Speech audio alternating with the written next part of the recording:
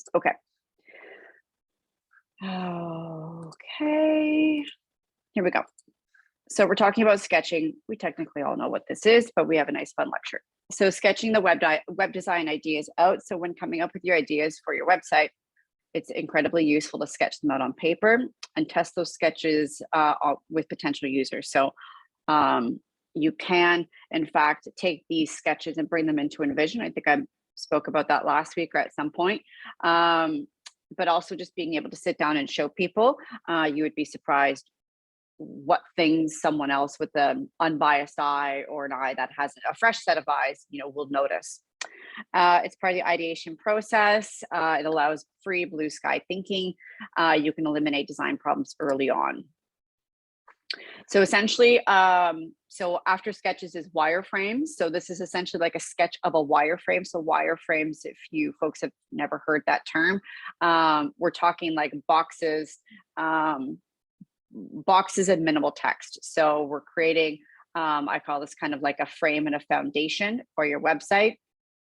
So right now we're kind of going, okay, so these are images, we have some buttons, and then we have annotations, which are like notes. We keep those in the margins, call things out, oh, this will take us to learn more. This will take us here.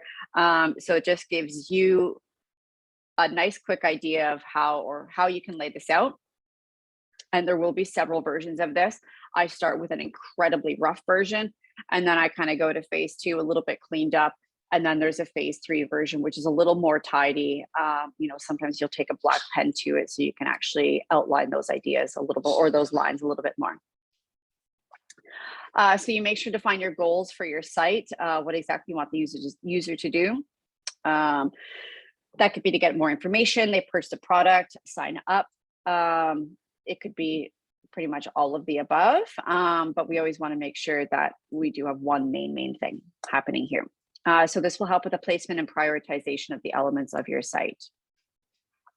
So sketching out those web design ideas. So we don't want to get wrapped up too much into perfection. Good is like make a mess, especially like I said, that first stage of things is good to just get it all down, scribble away, figure out what you need to have on the home page. Oh, I want to have this here, I want to have that there, etc. Some people like to use large post-it notes to represent pages, or smaller post-it notes to represent pop-ups. Inspiration comes to at different times, so it obviously allows you to capture them. Like I was saying, being able to sit down, after having just kind of a page free in your mind or in your notebook, your sketchbooks, to kind of float your ideas around to get the ball going. This way, after a while, oh, I forgot I should add this, I should add that.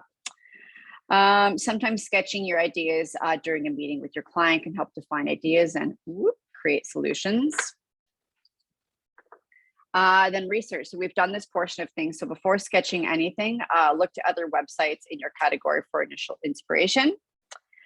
We borrow common element or common interactive element ideas that will work on your site. So that's where I was saying, you have everything laid out. Oh, I like the way this button looks. I like the shape of this button. I like that it does this when I click, etc.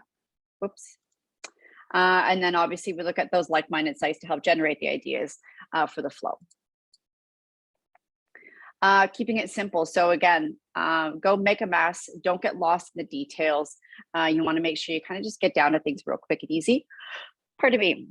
Plan on going through lots of ideas as you figure out where you envision where things will live. Sketches should include only placement of text, images, and interactive elements.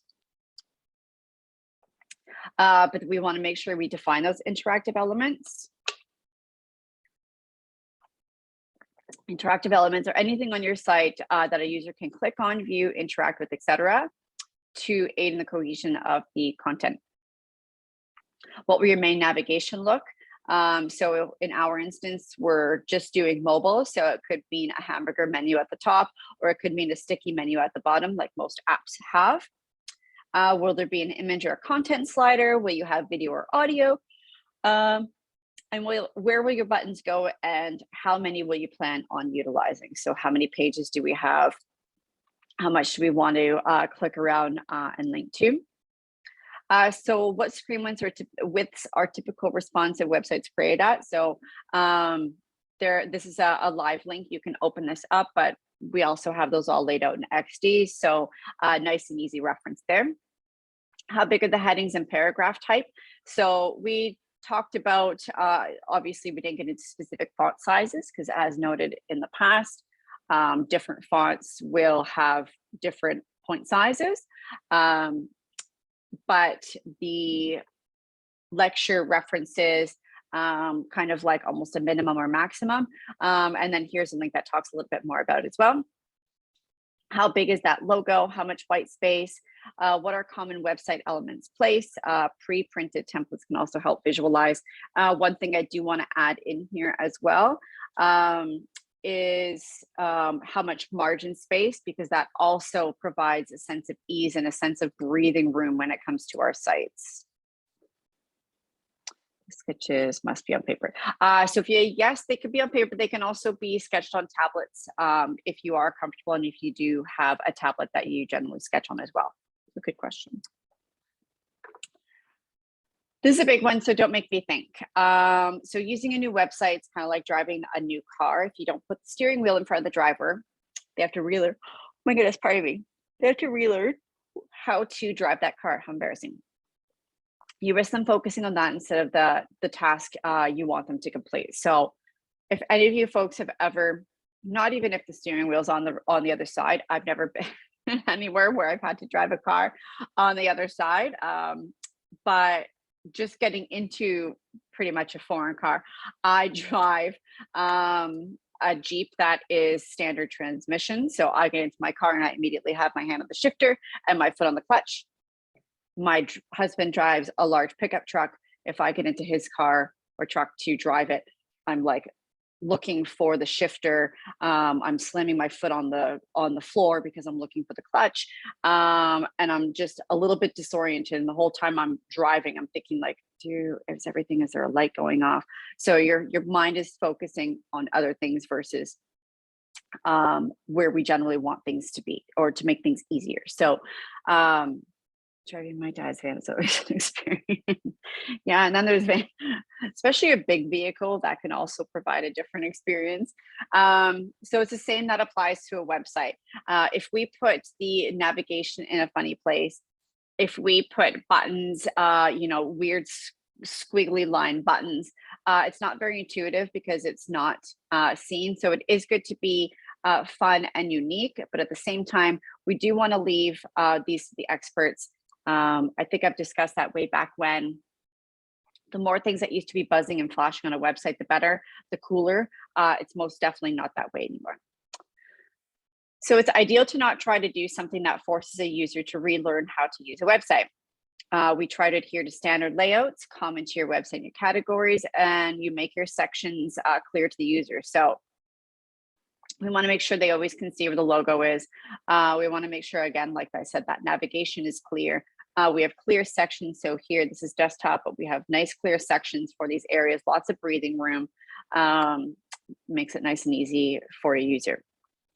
So what about mobile? So granted, yes, we are doing strictly mobile, but what I very often hear from people is, oh, it's all about mobile now. It's all about mobile now. Granted, this was 2 years ago, but 2 years ago was not that long ago. For use-wise, we're talking 50 to 46. So this could go up a little bit, but everybody's still working on their computers. We all still manage things from our desktops. So we both very much want to think about mobile and desktop when we are designing for a site. Again, not thinking about our actual projects, it is an app, but when we are designing for a web, we do want to make sure that we think about all of our elements when we're laying out our desktop. How will this exactly translate into a mobile when everything squashes down and becomes a much more vertical format? I love my rapid drive, my dad's little sedan. It's fun driving someone else's car, but it is always a little bit disorienting. I'm biased on my Jeep and automatic or a standard transmission, so it's tough when I get in someone else's vehicle. What were your content and interactive elements look like on a tablet or a smartphone? Again, look to the mobile versions of those websites in your category. The mobile format forces you to prioritize content top to bottom because we don't have as much width to work with. When we snap, like I said, to mobile, everything essentially goes from this way to now this way. So we stack things up versus taking things a little bit more horizontal. Of course, be wary of our font sizes and our white space in mobile. Like I said, keeping that a nice clear margin will be key. In your sketches, it will be tough to actually really differentiate that. Here there's a nice amount of white space, but sadly I do very much often see when it comes down to designing on the desktop, everybody wants to put things far to the edge to maximize that space, but we really want to keep those margins clear. Remove unnecessary features that don't translate well into mobile. Less is more. So when sketching, make sure to clearly define sections on your page by using those website white space headings, design elements. Clearly define what each element is on your site, either graphically or with labels. Pardon me, oh my gosh, again, there's our notes. Grid paper, I strongly suggest jump to the dollar store, grab a pack of grid paper. It's so going to help you when designing for web.